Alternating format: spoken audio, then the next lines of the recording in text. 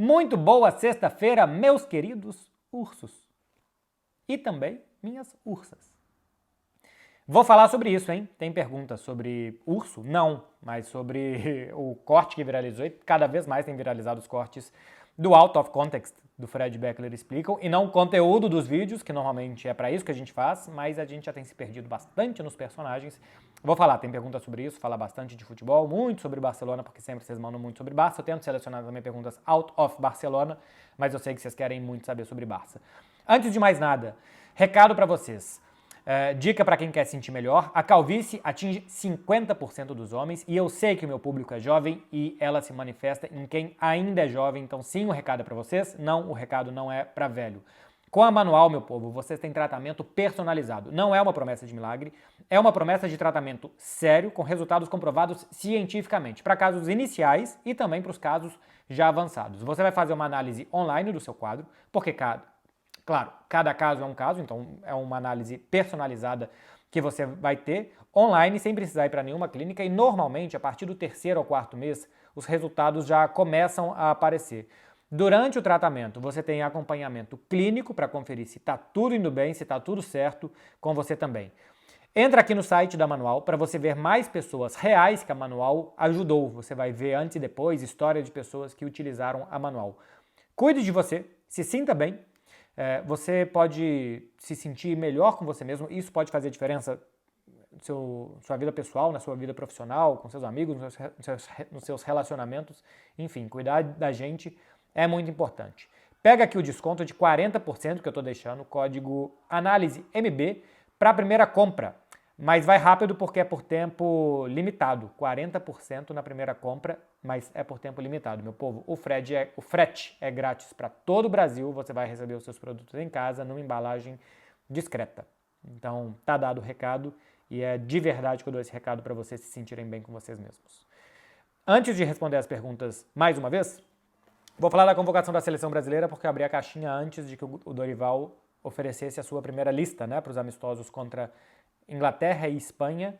Lá estarei para acompanhar pela Rádio Itatiaia e também pela TNT, mas prioritariamente dessa vez pela Rádio Itatiaia, os amistosos da seleção brasileira. A lista com Bento, Ederson e Rafael, Danilo, Ian Couto, Ayrton Lucas e Wendel, lateral esquerdo do Porto, ex-Bayer Leverkusen, Beraldo, Gabriel Magalhães, Marquinhos e Murilo, o Murilo do Palmeiras, no meio-campo Andréas Pereira, Bruno Guimarães, Casemiro, Douglas Luiz, João Gomes, do Wolverhampton, Lucas Paquetá e Pablo Maia, do São Paulo, os atacantes Endrick, Martinelli, Rafinha, Richarlison, Rodrigo, Savinho e Vini Júnior.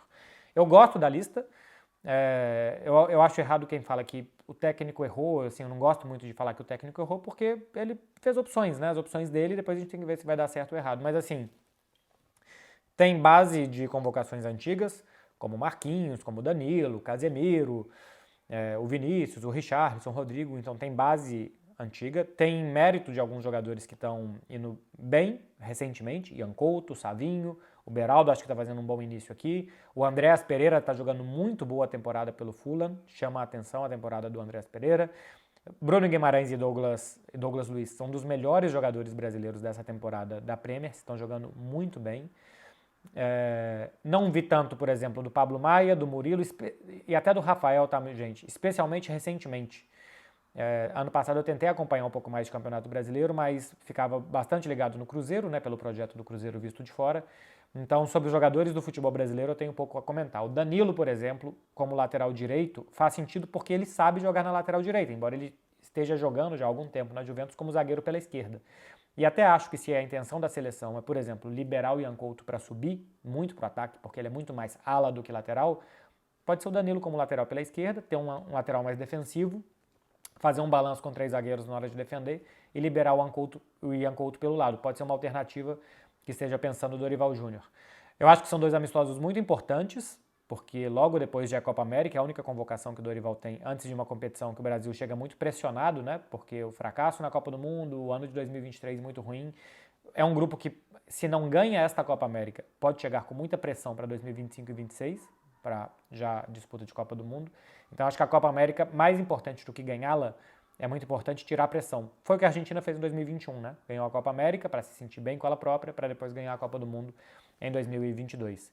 Tem bastante jogador aqui de projeto futuro, né? Savinho, Endrick, Beraldo, o próprio Ian Couto, são jogadores, acho que, de futuro. E eu acho que o Dorival também faz isso bem, já pensando em 2026 e pensando já em reformular. Enfim, gostei da lista do Dorival Júnior. Não vi a entrevista coletiva dele, porque estou gravando isso durante a entrevista do Dorival, mas gostei da lista. Acho que tem boas opções aqui a seleção de jogar bem. Vamos lá, agora sim eu começo a responder as perguntas de vocês. Depois de 5 minutos de vídeo, é que o vídeo vai começar propriamente dito. Eu vou responder várias perguntas aqui que chegaram várias vezes. Uma delas, do Hector Depen. Fala, MB. O que acha do Barça criar a própria marca para vender suas camisas? É uma boa mesmo? Eu vi essa notícia, né? O Barcelona está em um momento de desacordo com a Nike, buscando alternativas. Montar a própria marca para o Barcelona pode ser bom, porque tudo que o Barcelona vende aqui nas suas lojas próprias é dele, o dinheiro.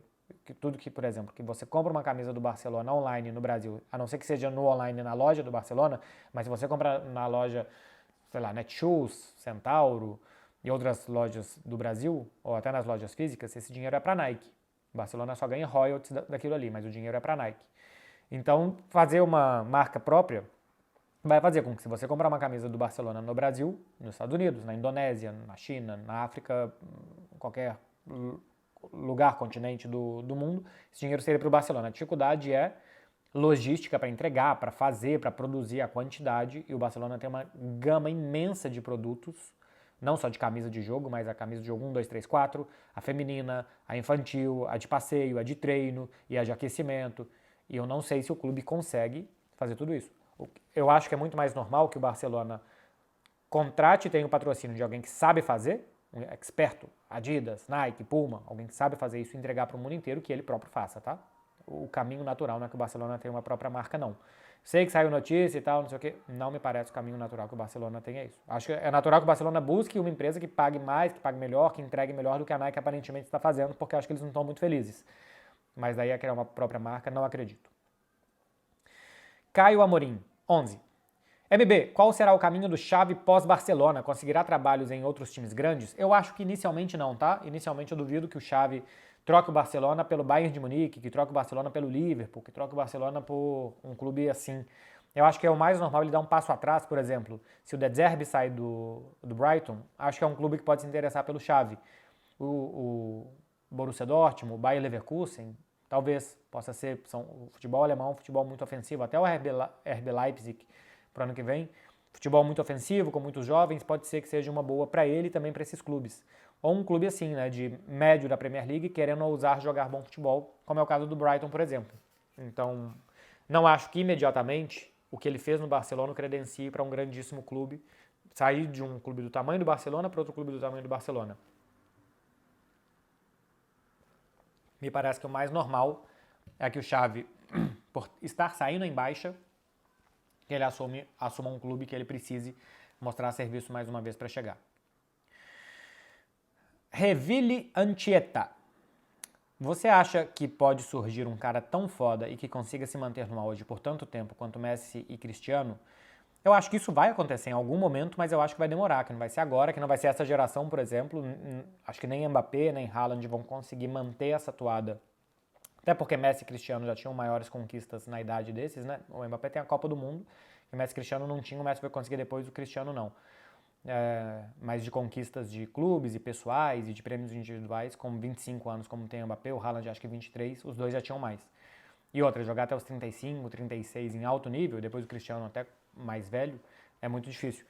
A grande questão do Messi e do Cristiano foi fazer por muito tempo, foi fazer muito bem, era o mais difícil, e fazer por muito tempo. Então, além do que, clubes muito midiáticos, muito vencedores, muito bons, que deram para eles também a oportunidade de conquistar muitos títulos. Tem muita pergunta sobre trabalho de jornalista, tá? Selecionei essa semana. Então, se você está pensando em ser jornalista, fica aí. Snormax MC. Como é o processo para jornalistas conseguirem informações? Como surgem infos fakes? Cara, informação fake pode surgir ou porque você tinha uma informação certa, que naquele momento era certa, que depois não se concretizou. Você tem informação que o Mbappé vai renovar com o Paris Saint-Germain. Talvez porque naquele momento ele esteja inclinado, já tem um acordo. Às vezes, cara, tem acordos no futebol que assim, só falta assinar que tá tudo certo e não assina. Às vezes você tem aquela informação e isso não é uma informação fake, isso é uma informação errada. Errado e fake é diferente. O fake eu acho que tem mais a intenção de dar uma notícia que não é verdadeira para gerar uma repercussão, para gerar uma confusão nas pessoas. Então a fake news para mim é diferente de um erro jornalístico, que acontece às vezes. Como que a gente faz para conseguir informações? Cara, ontem eu fui jantar com um empresário, com um agente, e nem foi para conseguir informação. Pessoa que eu tenho um bom relacionamento. E a partir dali a gente conversa, você vai tendo um bom relacionamento, um dia ela te conta alguma coisa, no outro dia vai vir um outro empresário para cá, você sai para jantar com os dois, sai para tomar um café, enfim, você constrói relações e as pessoas confiam em você. É um meio que normalmente quando vaza informação é muito ruim, porque os negócios se perdem exatamente quando eles deixam de ser confidenciais. Então é um meio que normalmente não é bom vazar informação para jornalista. Então é difícil conseguir informações de bastidores, transferências, essas coisas. Mas é necessário que a gente faça relações, não só para conseguir informações, eu faço relações porque eu acho importante conversar, conhecer. Eu acho muito importante conhecer o lado do jogador, conhecer o lado do clube, do técnico, saber por que as coisas acontecem para, por exemplo, fazer uma análise melhor das situações. E aí a gente tem que ser bem sincero, cara. Eu falo assim, quando os agentes vêm em Barcelona e tal, agente de algum jogador brasileiro, de algum jogador que pra mim é importante, eu falo, cara, vamos sair, vamos conversar, porque eu não quero falar bobagem quando eu for falar as coisas. Então eu quero entender o outro lado. Aí sai, pergunta as coisas, por que não tá jogando bem, por que machucou, como que foi a recuperação, por que não foi para aquele clube quando saiu aquilo e tal. E você vai entendendo. Acho que é assim, é uma relação bem sincera. Pô, me fala porque eu quero entender e não quero falar bobagem. Aí normalmente eles falam algumas coisas. É assim. Rafael Soares, OF. Acha que pode ter alguma zebra nessa edição da Champions? Até fases mais avançadas, acho que sim. Para título, acho complicado. Mas, por exemplo, a Lazio pode passar do Bayern. É uma zebra. Até acho que o Bayern vai passar. Borussia Dortmund e PSV, um dos dois tem que passar. Se passa Borussia Dortmund ou PSV e passa Barcelona ou Napoli e esses se cruzam, que Napoli, Barcelona, Dortmund ou PSV, pela temporada deles, do PSV não, né? Porque é uma boa temporada local. Mas que Dortmund, Napoli e Barcelona, que um desses três esteja numa semifinal, porque eles podem se cruzar depois, é uma zebra. Não pela hierarquia e o tamanho dos clubes, mas pelo futebol que eles estão jogando. Numa dessas, o Leipzig pode tirar o Real Madrid. O Leipzig só está um gol atrás do Real Madrid e o Leipzig normalmente joga bom futebol. O Real Madrid parece que já está recuperando alguns jogadores a mais, né? Acho que o Bellingham, Rossello, já tinha voltado o Rudiger, então vai ser mais encorpado para o jogo contra o Leipzig. Mas me parece que jogou melhor do que o Real Madrid, inclusive em Leipzig. O Lunin fez um grande jogo e o Brahim tirou um coelho da cartola para o Real Madrid vencer aquele jogo. Mas eu acho que a gente pode ter sim mais zebras. Na Real Sociedade eu já não acredito, pelo 2-0 e porque a Real Sociedade acho que está de farol baixo. Vamos ver Inter e Atlético, a Inter tem vantagem, eu acho que vai passar o Manchester City. O Porto pode eliminar o Arsenal, acho que tem boas possibilidades de zebra, né? A gente não teve uma ida de oitavas de final com os times sobrando. Rodrigo 92-39-0. Para o Arsenal subir de nível, precisa de um 9 para finalizar mais, como o Mbappé ou outra coisa? Eu acho que para o Arsenal subir de nível, ele precisa se manter nesse nível mais tempo. Isso naturalmente eu acho que vai trazer um nível maior para o Arsenal. Se ele se mantém jogando da forma com que ele jogou os 2 últimos anos, por mais anos, no longo prazo, é natural que alguns jogadores melhorem, que você traga alguma outra peça para encaixar e para acabar de dar liga para o time, mas eu acho que o maior desafio não é nesse momento dar mais um passo e mudar as dinâmicas do time. Eu acho que o desafio é se manter, como nos 2 últimos anos, brigando sempre. Agora, o Gabriel Jesus, por exemplo, quando joga, acho que ele faz muito bem o papel do 9 para o que esse time precisa. A questão é que o Gabriel tem se machucado muito. Então, não acho que o Arsenal tem que, por exemplo, abandonar o que está fazendo e contratar um Super 9. O Manchester City, eu acho que deu primeiros passos, por exemplo, para ir atrás do Haaland depois. Acho que é o que o Arsenal tem que fazer, por exemplo. Mas é se manter. É longo prazo. No curto prazo, você pode ganhar até por sorte e azar. Uma Champions, uma Copa, alguma coisa assim. Para ganhar no longo prazo, que é ganhar os campeonatos nacionais, que é ganhar de forma mais coerente, tem que se manter, tem que estar lá mais vezes. Adilson Carlos Benetti. MB, qual momento de crise será mais complicado de superar? Do Barcelona ou do Cruzeiro? Do Cruzeiro. Pô, o Barcelona, apesar da crise, foi para a Champions todos os anos. O Barcelona, gente, é o atual campeão espanhol. O Barcelona ganhou um campeonato espanhol 10 pontos à frente do Real Madrid. Existe uma crise grande econômica, institucional. O time essa temporada não joga o futebol que se esperava que se jogasse melhor. Agora, a crise mesmo do Barcelona já está ficando para trás, que é econômica. Ainda economicamente não está bom, o Real Madrid já está bem à frente, mas o pior momento já passou. Mas ainda assim, o Barcelona sempre esteve na Champions.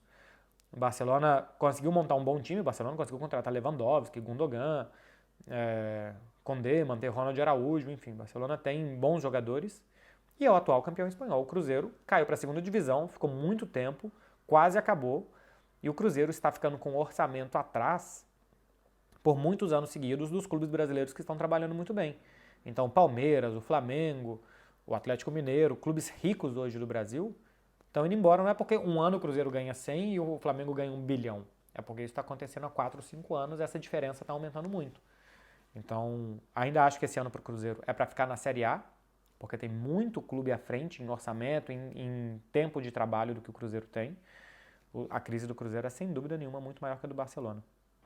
Mais pra frente vai ter uma outra pergunta também boa, comparando a crise do Barcelona e de outros clubes, eu vou entrar mais nisso. Mohamed K. Como é que é? Mohamed Daka Júnior. Sempre tem Júnior. Com certeza não é o primeiro nome. MB, qual tinha mais potencial e qual te decepcionou mais? Deulofeu, Bojan, Cuenca, Télio, Halilovic ou Riqui Puig? Cara, o Deulofeu. O Deulofeu veio de uma geração, ele subiu ali para 2012, 13, 14, que o Barcelona precisava de um ponta com chute de fora da área, com gol, porque estava saindo da Vivilha, o Alexis Sanches acho que não tinha chegado ou não encaixou tão bem, e o Deulofeu na base, no time B, ia muito bem. Eu achava que o Deulofeu, quando subisse, ia ser um dos pontas que ajudava o time do Messi, do Xavi, do Iniesta, do Fábregas, ainda nem tinha Neymar, e que além disso tudo ia ter personalidade para fazer muitos gols também. Nunca foi assim no Barça, no Everton, depois voltou para o Barcelona, passou por outros clubes, até que se machucou muito seriamente na Udinese quando estava jogando bem, né? Eu vi que o Deulofeu talvez não volte mais a jogar, e é uma pena. Mas eu lembro que por muito tempo eu assistia assim, jogo do Everton, jogo da Udinese, para ver se o Deulofeu ia finalmente pegar no tranco. Ele foi o que eu mais demorei para soltar a mão nesse sentido, sabe? O que eu mais achei que ainda ia render, e mesmo quando voltou para o Barcelona depois da saída do Neymar, não conseguiu render como se esperava. Então, eu via muito potencial, muita expectativa e realmente não se confirmou. 10 Felipe Ferreira. Marci, com Y. Gostei, hein? Tem pouquíssimo sentido. Você acha que falta na Internacional algum jogador estrela?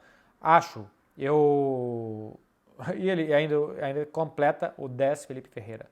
Faço amor vendo seus vídeos. É uma ótima companhia pro cardio. Pro cardio, ok. Pro fazer amor, acho que menos. Esteja ali no momento de extrema intimidade, vendo um cara falar sobre futebol, acho pouco provável assim, que aconteça. Agora, é uma boa prova de resistência, né? Assim, às vezes você quer durar um pouco mais, você precisa durar um pouco mais, e os meus vídeos te ajudam a te deixar menos excitado, para que você consiga aí satisfazer por mais tempo o seu parceiro ou a sua parceira. Então pode ser uma boa tática realmente, pensar na escalação da Portuguesa de 97, enquanto está ali naquele momento, para pensar, pô, mas em 97 ainda estava o Galo, era o César na defesa, o capitão ainda estava ou já tinha mudado? Rodrigo Fabri, estava ou não estava em 97? E aí você consegue durar um pouco mais. Pode ser a tática do 10 Felipe. E sobre a Internacional precisar de uma grande estrela, eu acho que precisa, não é que precise de uma grande estrela, pelo conceito de estrela, sabe? Você não precisa de um jogador midiático, chamativo e tal, porque eu acho que isso não resolveria os problemas da Inter. Acho que a Inter poderia ter um jogador mais resolutivo em jogadas individuais, embora sem isso seja o melhor ataque da Europa, né? Então, assim, é difícil achar algo, a gente fica procurando defeito ou procurando o que poderia melhorar. Mas é um time muito coletivo. E que se um dia o coletivo não tá bem, se um dia o jogo não tá encaixado, alguém que tire do nada um gol é mais difícil de ver na Inter de Milão. Kevin De Bruyne, um Mbappé, um Vinícius, sabe? Esses jogadores assim. Então isso talvez falte. Agora, por enquanto não faltou, né? Essa temporada por enquanto não faltou, porque tem uma derrota em 90 minutos, o melhor ataque é a melhor defesa da Europa. Gabriel Souza, 6, tem vários esses. Madrid com Davies e Kylian é o time a ser batido e temido? Quem pode enfrentar de igual para igual? Cara, a gente precisa, Gabriel, primeiro que o Alphonso Davies chegue, depois que o Kylian Mbappé chegue, depois que eles sejam escalados, depois com quem eles serão escalados, depois que eles joguem, que dê liga para depois te responder. Então, eu imagino que no FIFA você já esteja fazendo isso, mas tem muita coisa para acontecer antes. Por exemplo, o time pode ficar ofensivo demais, corredor demais, com pouca pausa e perder muito rapidamente a bola, entregar muita bola para o adversário contra-atacar. Pode ser que quando esses chegarem, que já não esteja mais Kroos e Modric, como que vai ser o meio campo sem eles? Porque passam os anos, vem os Tchouaméni, os Camavinga e tal, e o Modric e o Kroos continuam lá jogando e normalmente sendo muito bons. Então primeiro tem que acontecer muita coisa até que esse time aqui que você está colocando seja escalado, jogue e mostre pra gente ver agora. Que no papel parece muito bom, no papel parece muito bom. Na prática é outra coisa. Os Galácticos, gente, quando chega Roberto Carlos, Cacilhas, Ronaldo, Figo, Zidane, Raul, Beckham, quem mais que tinha? Acho que o Makelele, não sei se já tinha saído ou não, mas quando tinha esse time não passou das oitavas de final da Champions, só passou uma vez, na temporada 2002-2003. Depois não passou das oitavas da Champions e eu acho que só ganhou uma Supercopa da Espanha e uma Copa do Rei. Então, às vezes, na teoria parece muito bom e na prática não é. Tem que esperar para ver. O Neto Gomes. Como que times e torcida de La Liga lidam em saber que sempre dois times vão ganhar? Acho que todo mundo já entende desde sempre, porque desde sempre foi assim com essa força de Real Madrid e de Barcelona, o papel deles. Então o Celta entra no Campeonato Espanhol sabendo que se esse ano não cair tá ótimo, que agora o time melhorou nos últimos 2, 3 anos, então se pegar uma Europa League tá lindo, e eles comemoram pegar a Europa League, porque cada um sabe o seu tamanho. O Girona, por exemplo, não está triste porque está 6 pontos do Real Madrid e não vai ser campeão espanhol. O Girona está comemorando porque fez 3-0 no Rayo Vallecano e ficou um passinho mais perto da Champions. E que se fosse da Europa League já estava lindo para o Girona. E o Valência agora está muito feliz porque está voltando a não brigar contra o rebaixamento e quem sabe brigar por uma vaga em Conference League. Cada um sabe o seu tamanho. O Atlético de Madrid, por exemplo, que ganhou 2 campeonatos espanhóis nos últimos 10 anos, só de brigar todo ano, de incomodar todo ano, de estar ali, ou no campeonato, ou na Copa, ou na Supercopa, ou até na Champions e na Europa League, para ele tá muito bom.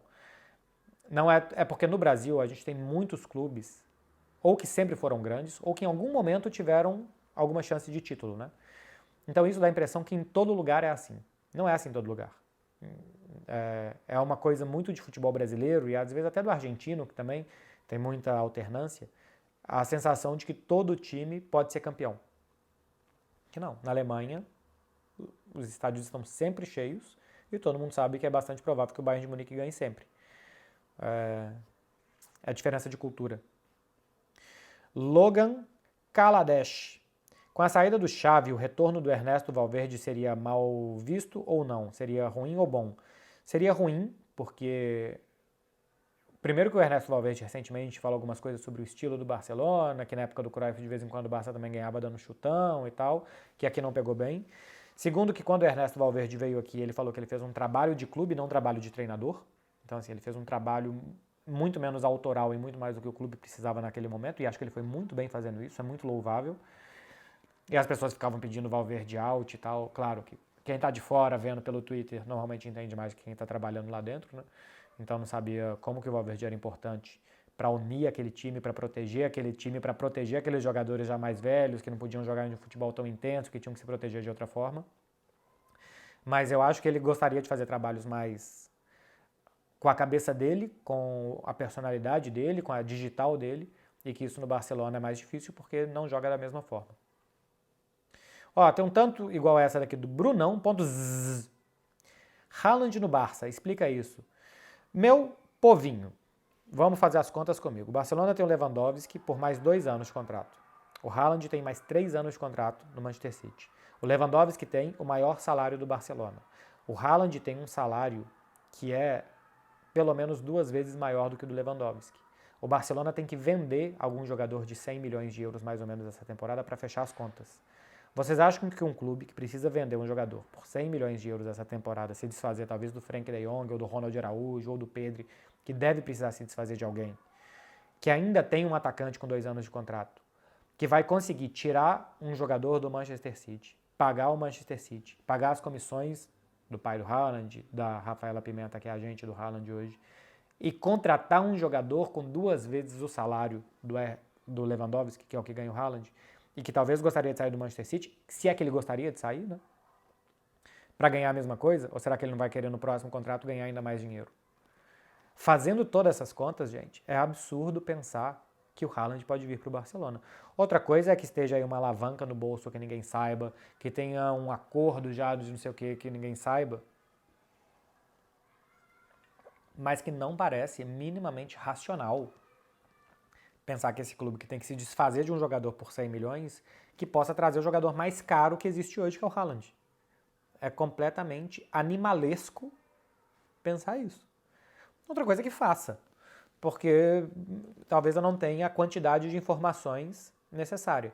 Mas com as informações que eu tenho, que o Barcelona precisa vender jogador, que o Lewandowski ganha um salário X, que o Haaland ganha 2x, que o Haaland tem 3 anos de contrato, que eu não sei se o Haaland quer sair da Premier League de um clube que briga e que ganha tudo, para vir para um clube que talvez não brigue.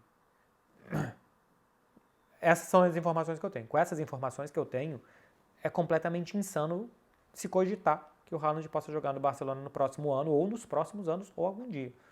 Então, acho que não. rdmario.14. Por que João Félix não consegue se firmar no Barça?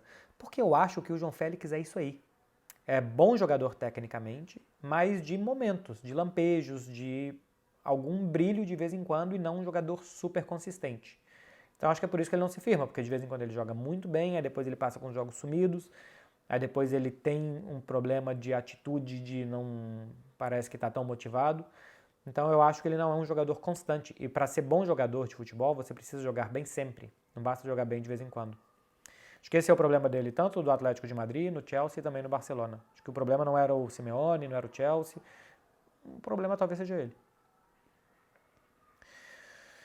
O Gebas. Minha prima quase nasceu no 29 de fevereiro. Imagina fazendo aniversário de 4 em 4 anos. Vai na rede social do Barcelona. O Ferran Torres é de 29 de fevereiro.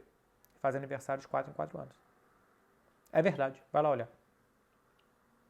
Ó, tem uma aqui da Isa Natalício. Essa daqui é boa.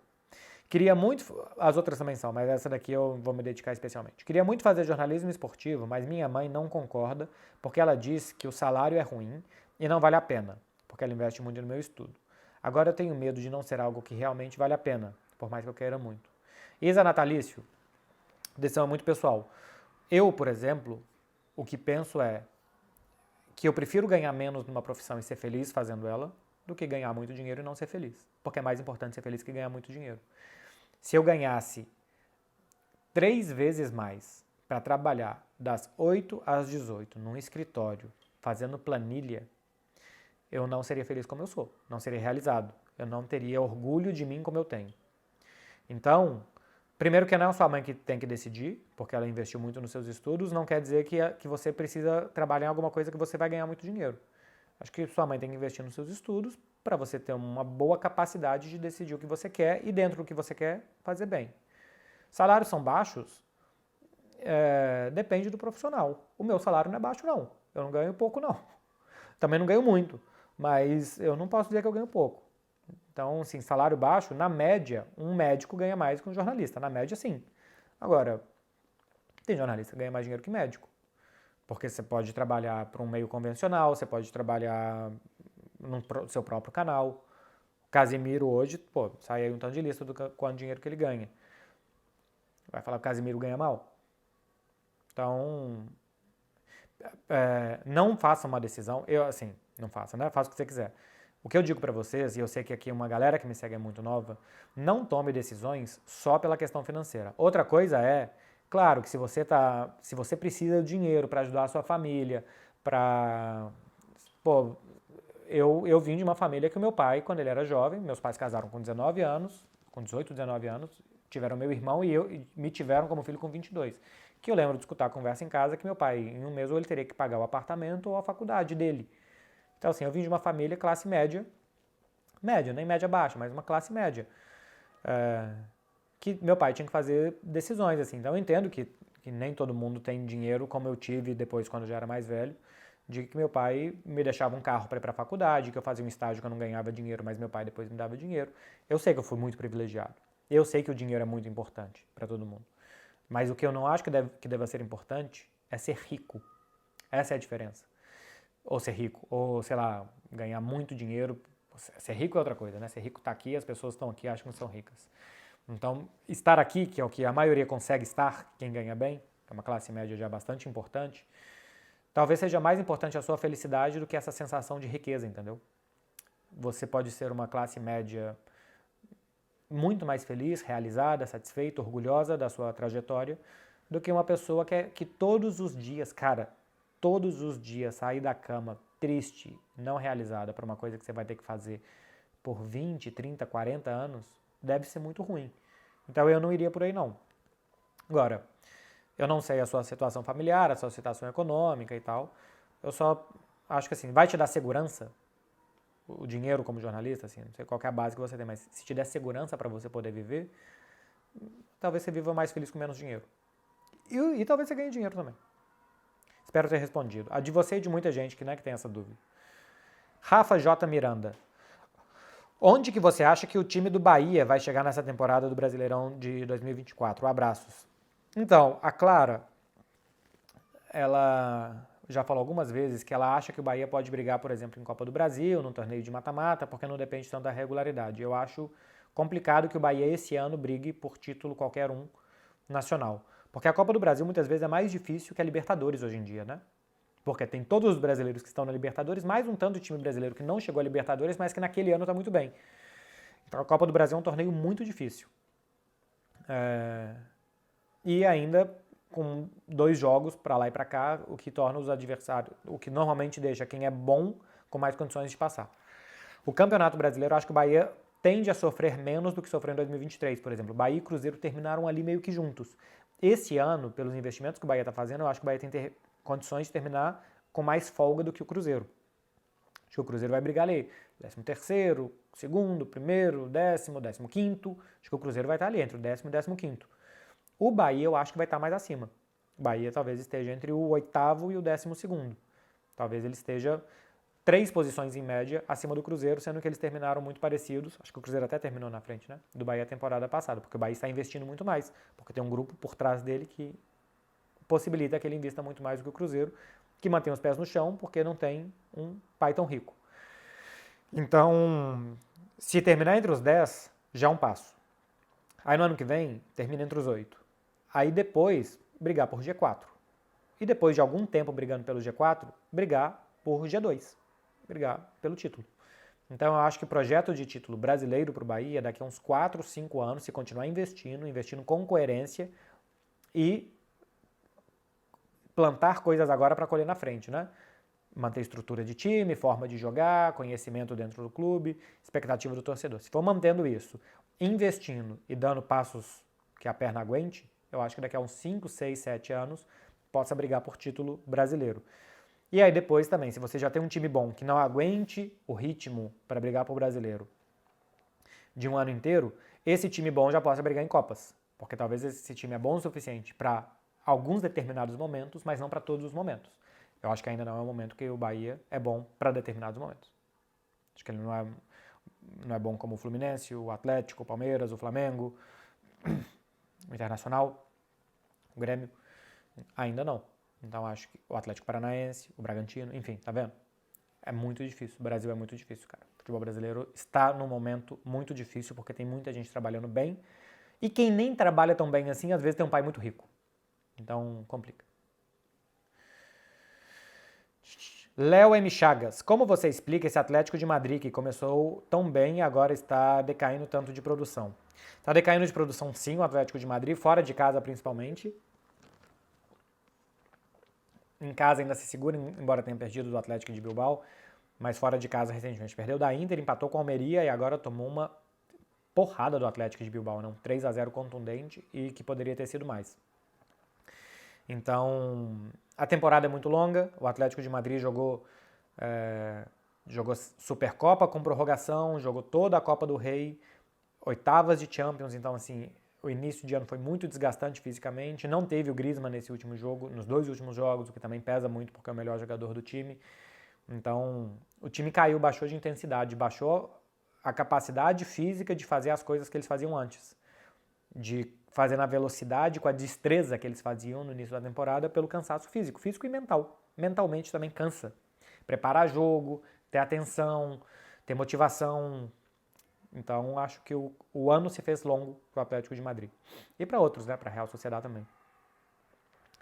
Thiago Menezes, muita gente perguntou também, Xavi ainda pode continuar no Barça na próxima temporada? Não.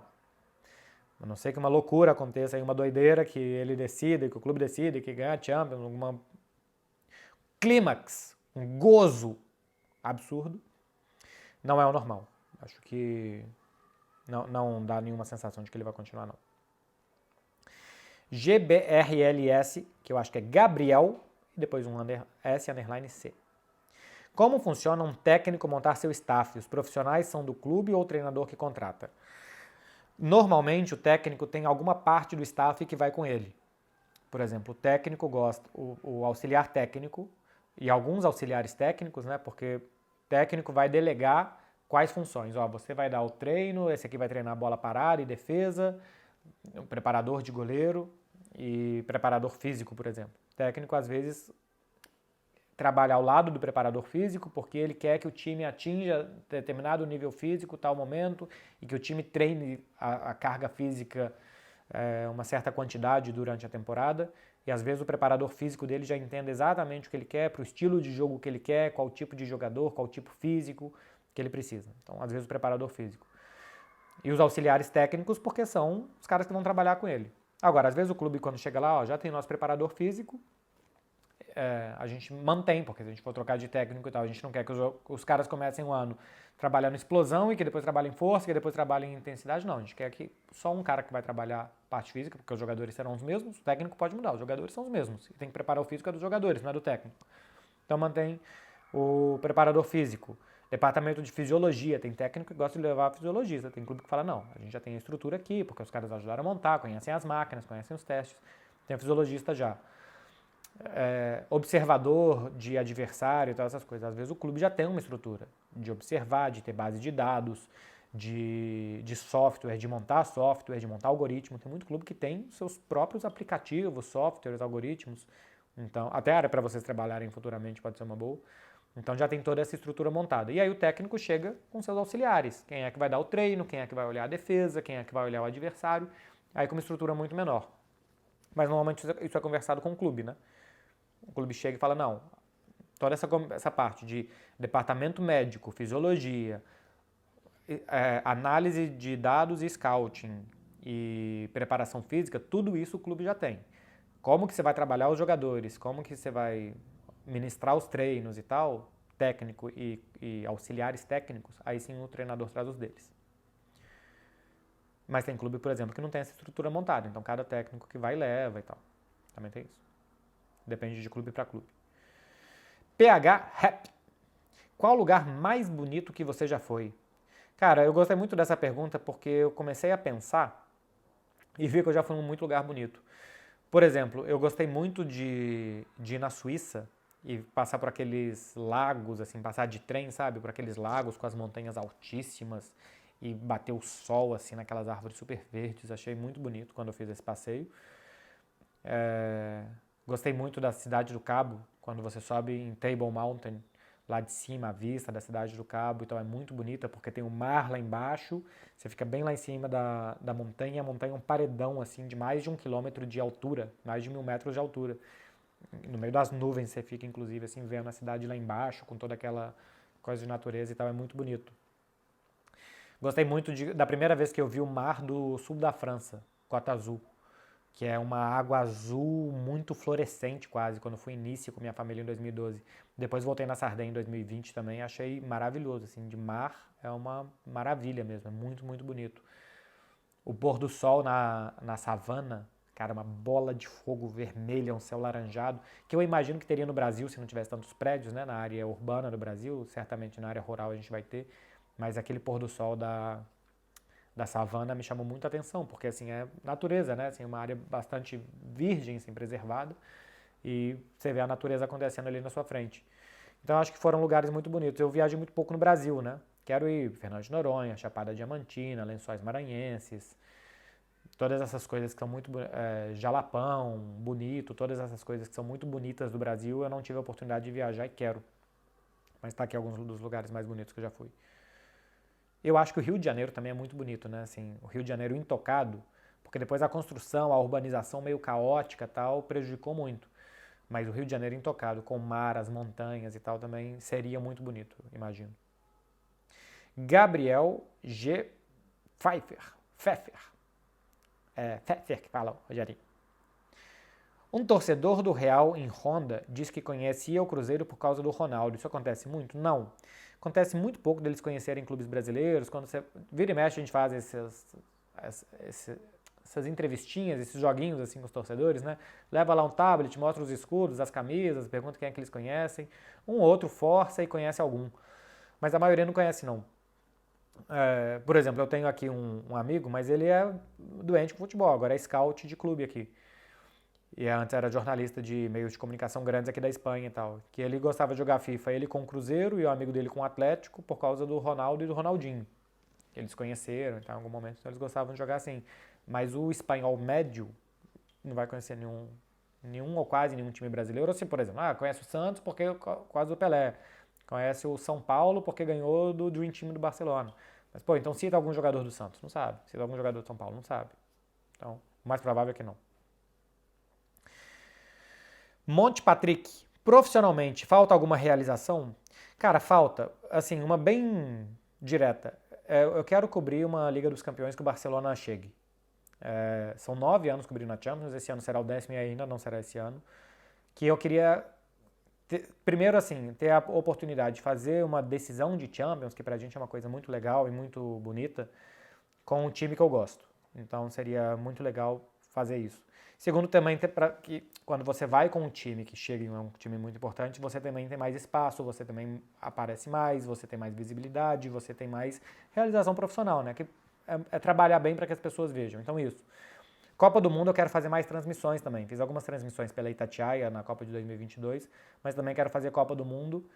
Menos lado B, menos ambiente, mais jogos. Gostei do que eu fiz em 2022, mas é claro que a Itatiaia já tem uma equipe, primeiro, que é excelente, os repórteres da Itatiaia, e segundo, que é uma equipe consolidada, que está lá no dia a dia. Então, claro que os principais jogos foram para a equipe número 1 da rádio, né? Quem está lá picando pedra, fazendo Copa Itatiaia, fazendo Campeonato Mineiro, fazendo Série B, Série C, além dos Cruzeiro, Atlético, Libertadores, Itatiaia faz tudo.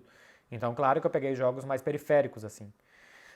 Então, quero também fazer mais Copa do Mundo, quero fazer Champions. São as coisas profissionalmente que me faltam dentro do jornalismo, mas eu já falei para vocês, né? Que em algum momento eu imagino que eu sairei do jornalismo porque profissionalmente quero trabalhar dentro do futebol, quero trabalhar diretamente com o futebol, mas é papo para sabe-se lá quando e sei lá se um dia vai acontecer, mas algum dia. William E. Lima, 1994. Deixa eu ver se você tem carinha de 94. Oi, gente, a carinha dele de quem já tem 30 anos e eu achei que era uma criança. Tô curioso. Quando você sabe alguma informação muito confidencial, você guarda até da Clara? Não. É a primeira pessoa que eu divido. Porque me alivia de ansiedade, né? Porque assim, pô, sou de alguma coisa e tal. Tem que liberar.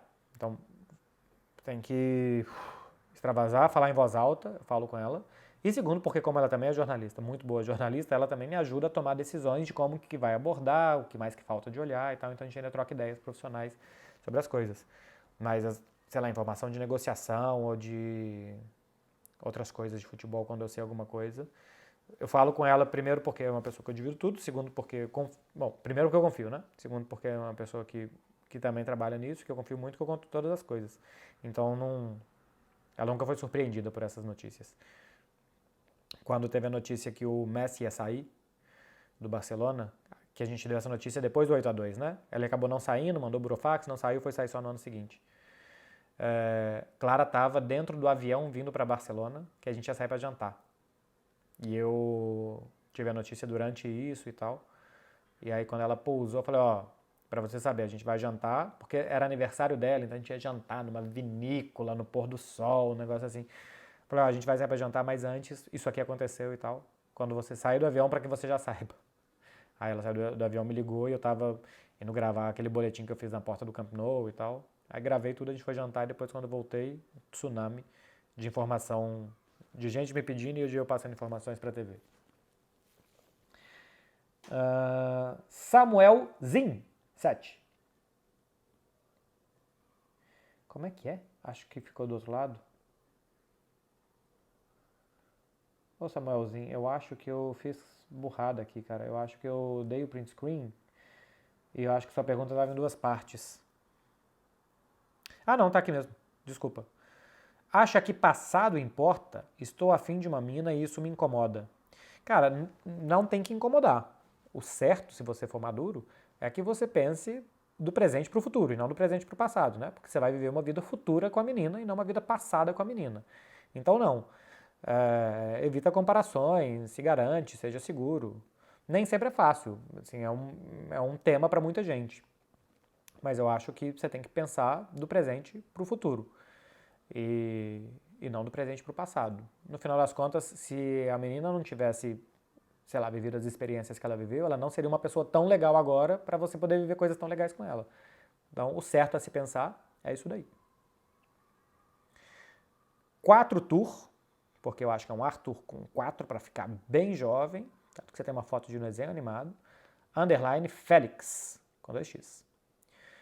Você acha que o Rafael Leão tem chance de ir para o PSG com a saída do Mbappé de lá? Então, a gente deu essa notícia na TNT.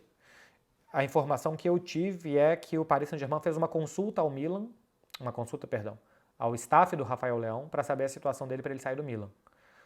A partir daí, se vai começar a negociar, se vai tentar que o Rafael Leão saia do Milan de alguma forma e tal, não sei se vai avançar. Mas eles consultaram consultaram o Rafael Leão para saber a situação dele com o Milan, se seria possível ele sair. Então, algum interesse do Paris Saint-Germain tem. Eu acho que seria razoavelmente uma boa. Acho que é um bom jogador. Esse ano nas últimas semanas, tá fazendo uns golaços, tá jogando muito bem. Agora, eu não sei se ele melhora tanto o ataque do Paris Saint-Germain, em relação a Kolo Muani, Gonçalo Ramos, Dembélé, Barcola, em relação a esses que já tem lá, se ele melhora tanto assim para o investimento que seria feito em cima dele, porque certamente um jogador barato não é. Então talvez o Paris Saint-Germain reforçar as laterais, reforçar a defesa, reforçar o setor de meio campo de criação seja mais importante do que contratar um atacante que não vai te dar tanto mais do que os que estão lá já dão. Ele não é um patamar tão mais alto do que os outros. Então talvez não valha a pena, minha opinião. Monte Patrick. Acha que a expectativa de se achar um novo Guardiola atrapalha o Barcelona? Eu acho que não tem essa expectativa tanto de achar um novo Guardiola. O que o Barcelona sempre tenta achar é um técnico identificado com o clube, com a história do clube, que conheça o clube desde dentro, antes dele ser treinador, que faça o time jogar dentro daquelas diretrizes de jogar bem, ofensivo, posse de bola, divertir o torcedor. E quem fez isso muito bem é o Guardiola, mas assim, o Guardiola já foi uma tentativa de achar um novo Rijkaard, que já tinha sido uma tentativa de achar um novo Cruyff, que já tinha sido uma tentativa de achar um novo Rinus Michels. Então, assim, é o estilo.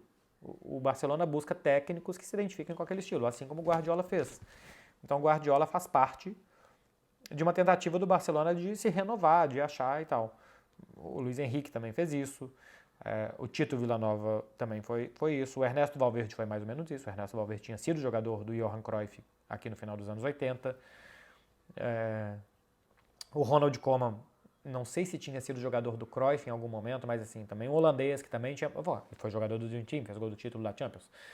Então, o Ronald Koeman também, treinado pelo Cruyff, holandês, história no clube. Então, o Barcelona sempre repete um perfil de alguém que jogou no clube, que tenha uma característica de jogo que o clube gosta e que tem história e hierarquia para chegar aqui e desenvolver isso. Não necessariamente um novo Guardiola, mas replicar o que o Guardiola também fez parte. Já tem 50 minutos e ainda falta muito, hein, meu povo? Hoje vocês façam favor de dar like, porque minha água já está quase acabando ainda e hoje eu estou falando muito. João Vitor Chave. Quando começou a se tornar um intérprete de choque de cultura? Cara, de choque de cultura, de falha de cobertura, de último programa do mundo. Vocês devem ter visto aí, né? Eu e Beckler. Beckler sou eu. Eu e Fred falando sobre Júnior e Urso. que acontece é que o choque de cultura, o falha de cobertura, cara, o Caíto, o Daniel Furlan, o Raul Schecker, o Leandro Ramos, que são os do choque de cultura, esses caras são bons atores, muito bons. Você vê que, por exemplo, falha de cobertura é quase que improviso, porque o jogo acabou naquele momento ali. Então eles até acho que escrevem algumas piadas antes, alguns temas, mas eles têm que interagir entre eles. Então é complicado, eles vão muito bem. O choque de cultura acho que é mais roteirizado mesmo, tem algo da edição que é muito boa, de ter muitos cortes, então fica muito dinâmico.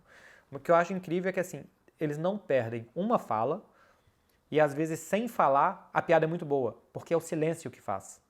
Então, quando às vezes o Rogerinho fala uma coisa pro Renan e o Renan só olha pro Rogerinho assim, pô, você percebe a piada só no olhar. E mais do que isso, eles construíram os personagens tão bem que você já imagina o que o personagem vai falar. Porque você já sabe o comportamento daquele personagem. E acho que é por isso que é tão fácil de imitar, porque a gente já sabe o que os personagens. A gente já sabe o perfil dos personagens. O que eles falariam numa situação dessa, o que eles achariam, qual seria a visão política deles. Enfim, eles são muito inteligentes, cara. É um humor muito inteligente, muito bom. Não desperdiçam nada. Se você assiste, igual eu já assisti, 10 vezes os episódios. Cada vez que você assiste, você pesca uma piada nova que você não tinha percebido e que deixa as outras melhores ainda. São muito bons, eles são uma referência mesmo de como que você vai interagir com as pessoas por aí, para você entender timing, o que falar, como falar com poucas palavras, como falar sem dizer nada, ironia. Pô, são referências boas mesmo, assim, eles são muito bons, muito bons. Deixa eu ver aqui mais. Chugonaldo. O que você achou da eliminação do Cruzeiro pro Souza? Achei péssima, porque o clube precisa muito do dinheiro da Copa do Brasil, então precisava ir longe na Copa do Brasil. Por isso é muito ruim. É um golpe também moral no clube de, pô, será que o Larcamon tá indo bem? Não tá? Será que isso aqui vai dar certo ou não vai? Então coloca dúvidas, que eu acho que, por exemplo, ganhar o clássico do Atlético ia dar uma tranquilizada, mas depois cair para um time como o Souza prejudica muito. Esses dois golpes são muito pesados. Mas assim, era um campo muito ruim, né? Um campo muito ruim, difícil de jogar, prejudica quem quer jogar bem. Então isso tudo atrapalhou o Cruzeiro. E os gols no final. Então não acho que é uma derrota definitiva de que a coisa está indo para o mau caminho.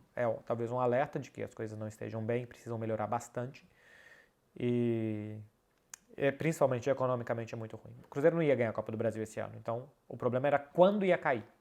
Se cai já numas quartas de final para um dos grandes times ricos hoje do Brasil, porque o Cruzeiro também é um grande time, mas um dos grandes times ricos que está muito à frente hoje, beleza. Como, por exemplo, acho que ano passado caiu do Fluminense, né? 2 anos caiu do Fluminense. Ano passado, nem lembro. Caiu do Grêmio. Pô, jogando melhor que o Grêmio. Tudo bem. Agora, cai tão cedo, não podia. Cairan Alves. Marcelo, tenho medo do Napoli. 6-1. Ressurgiram? Vamos ver. Mas acho que pode sim estar melhorando o Napoli. Pode sim estar melhorando o Napoli e o Barcelona também. Porque tem uma outra pergunta aqui, ó, do Cocadas26. Esse é muito bom nome. Beckler, você acha que o Barça vai melhor para o jogo de volta do Napoli depois do 4-0? Domingo tem Atlético de Bilbao e Barcelona. Acho que vai ser muito bom para medir mais a temperatura do Barça, porque vem mostrando nos últimos jogos alguma melhora em alguns momentos, e contra o Getafe o tempo inteiro. Contra o Atlético de Bilbao, depois do que eles acabaram de fazer contra o Atlético de Madrid, vai ser um bom termômetro. Também é verdade que o Atlético de Bilbao pode estar cansado, jogou na quinta à noite, vai jogar no domingo, só um dia, 2 de recuperação, motivação, tudo isso também pode interferir um pouco no jogo do Atlético de Bilbao, vamos ver. Mas acho que é um muito bom teste para o Barcelona. E o Napoli, vamos ver também se o Sassuolo foi uma exceção ou se esse time vai reagir. Bruno Almeida, 1. Então o nome do pai do Maestro Júnior do Flamengo é Maestro? É. Outro dia alguém também comentou sobre isso. Lateral Júnior. Qual que é o nome dele? Lateral. Nome do pai. Lateral. João não. Só Paulo. Não sei o que eu li, João. Paulo Mourão 16. Acha que Thomas Tuchel é uma boa pro Barça? Não acho. Thomas Tuchel me mostrou mais em times que reagiam ao adversário do que em times que tinham que propor. Então o Chelsea dele, o Paris Saint-Germain em contra-ataques me mostraram muito mais do que eu acho que o Thomas Tuchel consegue fazer do que times que tinham que construir desde atrás, impor jogo, impor volume. por exemplo, o Bayern de Munique ou o Paris Saint-Germain em grandes jogos. Acho muito bom técnico, tá? Não acho que tem o estilo que o Barcelona queira. Igor Vinícius Bueno. Qual é a crise pior? Barcelona, Manchester United ou Milan?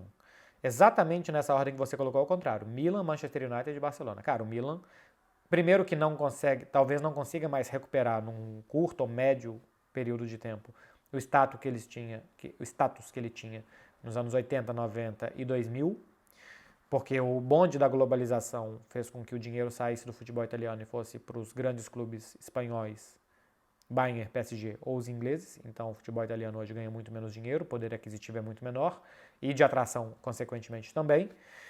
O Milan ficou muito tempo longe de competições europeias, acho que 7 anos longe da Champions, muito tempo sem ganhar título, nem compara com o Barcelona, gente. Igor Vinícius Bueno. O Barcelona é o atual campeão espanhol, o Milan ganhou o campeonato italiano agora há 2 temporadas e antes disso tinha ganhado há não sei quanto tempo. E olha quanto tempo o Milan não disputou uma Champions. E olha, o Barcelona tem um dos 5 maiores faturamentos do futebol mundial. É 4 vezes o faturamento do Milan. Nem compara. E o Manchester United também, nos últimos 10 anos, desde a saída do Alex Ferguson, não ganhou um título nacional, não chegou perto de disputar minimamente uma Champions, ganhou uma Europa League. Então, a crise do Manchester United também é muito pior do que a do Barcelona. E a do Barcelona, como eu já disse numa resposta anterior, institucional e econômica do Barcelona é bastante pesada. Agora, dentro de campo, o time, gente, no ano passado ganhou um título muito difícil em cima do Real Madrid. Ganhou uma final em cima do Real Madrid no ano passado, jogando muito bem. Então, dentro de campo, o Barcelona, se a gente for olhar daqui a um tempo, pelo tamanho que foi essa crise, ele se segurou bem dentro de campo.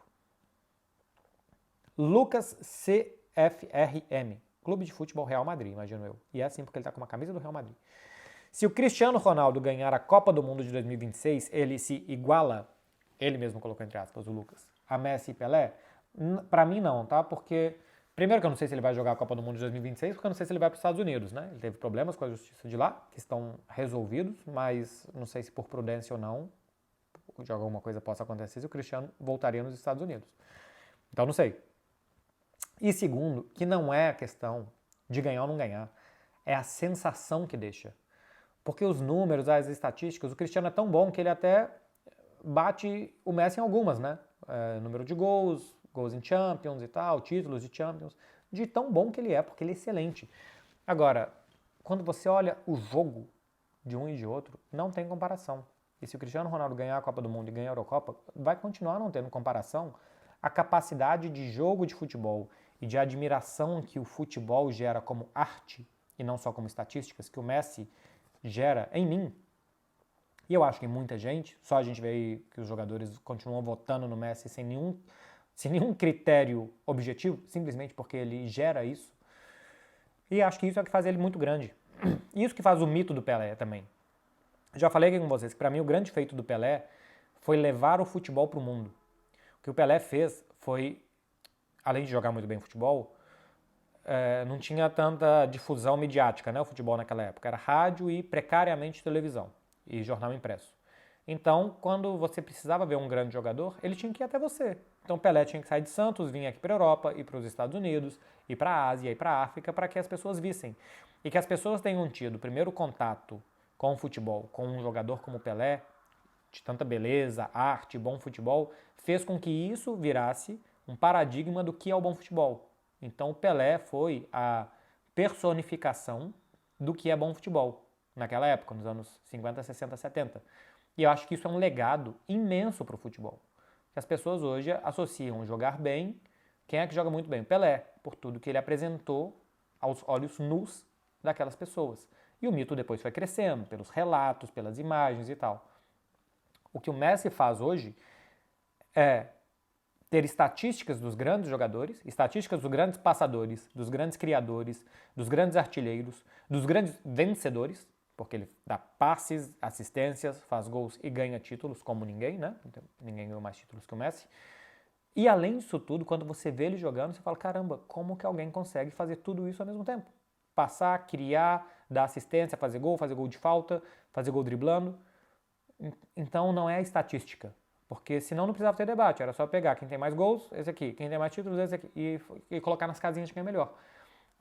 a sensação que o Messi gera hoje, para todos, assim, bom para todos, gera para mim e gera, por exemplo, para a comunidade de jogadores que continuam votando nele, é essa. Então por isso que ele não tem debate. E a Copa do Mundo foi uma chancela a mais, porque além de tudo, ele pegou uma Copa do Mundo e fez o que fez no mata-mata. Não só, os gols foram de pênalti. Não, cara, assiste o jogo, vê o que ele fez. Fez um gol de pênalti contra a Holanda. Vê o jogo contra a Holanda, e a não ser que você veja mal o futebol, vê o que o Messi fez. O passe que ele dá pro Molina ou pro Montiel, né? Nunca lembro. Pro lateral direito da Argentina que fez o gol, vale muito mais do que um gol de bola rolando. A capacidade dele de balançar a defesa da Holanda, de driblar o Ake, de dar o passe no meio da defesa toda, vale muito mais do que se fosse um gol de bola rolando. Então, tudo bem, se você quer ser um bobo e argumentar... Não tô falando de você não, tá, Lucas? Tô falando assim, de modo geral. Se você quer ser um bobo e argumentar que... o Messi só fez gol de pênalti, você está certo de que ele só fez gol de... Não está certo que ele só fez gol de pênalti, que ele fez muitos gols de pênalti, você está certo. Você é um bobo de não ou querer ignorar o que ele fez, ou de não ter capacidade de ver. Então, por isso que eu acho que o Cristiano não vai igualar, mesmo que ganhe. Porque a sensação que Messi e Pelé geraram é muito difícil que outros tantos gerem tão facilmente. Até o Cristiano, que é muito bom.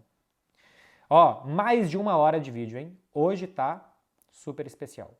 Faça o favor de... Já tô pedindo para curtir aqui e para deixar inscrição também, para me ajudar, porque eu tô mais de 1 hora falando com você. As últimas 2. Fernandes B, você se estressa vendo maus comentários de outros comentaristas? Às vezes sim, mas assim, às vezes sim que eu falo, meu Deus, como que essa pessoa tá falando isso? Mas eu também imagino que façam comigo, então tá tudo certo. Mas mais do que me estressar, é aprender. Eu gosto muito de aprender com quem faz muito bem, de ver coisas que eu gosto e que eu concordo muito, para falar, caramba, como essa pessoa faz muito melhor do que eu, olha o caminho que eu tenho que seguir. Como ver, às vezes, gente que comenta sem embasamento, achismo completo, que não se expressa tão bem às vezes, porque até tem gente que eu não concordo, mas que se expressa muito bem, que eu gosto de ver como que a pessoa se expressa. Mas eu gosto de ver tudo, coisas que eu considero boas e coisas que eu considero menos boas, para aprender ou o que fazer ou o que não fazer. Então, quando eu vejo mal comentário, eu falo, essa pessoa demorou demais nesse comentário, se alongou mal aqui, aquela não se expressou bem, isso aqui, então, quando eu for fazer, eu não posso fazer assim, assim, assado. Então, eu vejo muito futebol e programas e tudo de uma forma muito analítica para tentar ou repetir e melhorar o que as pessoas fazem de bem, ou não repetir e não cair em erros que outras pessoas que eu acho que não fazem tão bem estão fazendo. É uma forma de estudo para mim também. Então, é uma boa oportunidade, tá? Posso até me estressar, mas é principalmente agradecer as pessoas que ou comentam de alguma coisa que eu não concordo pelo conteúdo ou pela forma, porque é uma oportunidade para eu melhorar também. E a última, Igor Leonan GR. Quando o cabelo começar a ficar grisalho, vai pintar ou deixar? Tomara que não seja uma pegadinha, porque se foi, eu caí. Simplesmente porque você falou pintar e já tem uma possibilidade grande. Cara, o meu cabelo já é meio grisalho, às vezes parece mais, às vezes menos. Eu tô com uma luz muito amarela aqui na sala, então às vezes nem tá aparecendo tanto. Mas meu cabelo já é grisalho e eu não vou pintar coisa nenhuma. Vou deixar grisalho mesmo. Tem o seu charme, dizem por aí. E não me incomoda. Como eu disse antes no recado da Manuel, eu gosto de me sentir bem comigo, então não é uma coisa que me incomoda ter cabelo grisalho. Vou deixar. Meu povo, acabou, hein? Respondi 1 milhão de perguntas de vocês aqui em mais de 1 hora. Muito obrigado para quem esteve até aqui. Vai curtir o final de semana de vocês. Desculpa aqui se eu não respondi bem alguma pergunta. E vai curtir sem nenhum tipo de compromisso com a realidade. O Barcelona só vai jogar no domingo à tarde, até lá dá tempo de vocês voltarem para casa. Sai agora na sexta-feira, fala que vai ali e depois não volta. Vai viver a vida. Primeiro final de semana do mês de março. Vocês sabem o que isso significa, né? Só vai ter isso de novo no ano que vem. Olha aí o ano bissexto que acabou de passar, que grande oportunidade de comemorar 29 de fevereiro.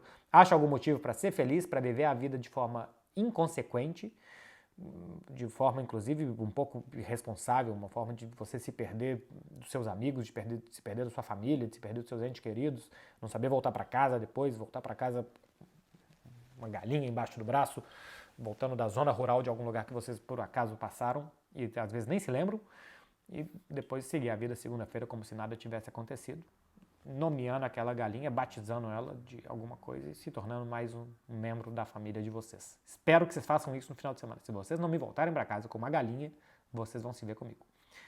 Beijo, gente. Boa sexta. Vai curtir. Tchau.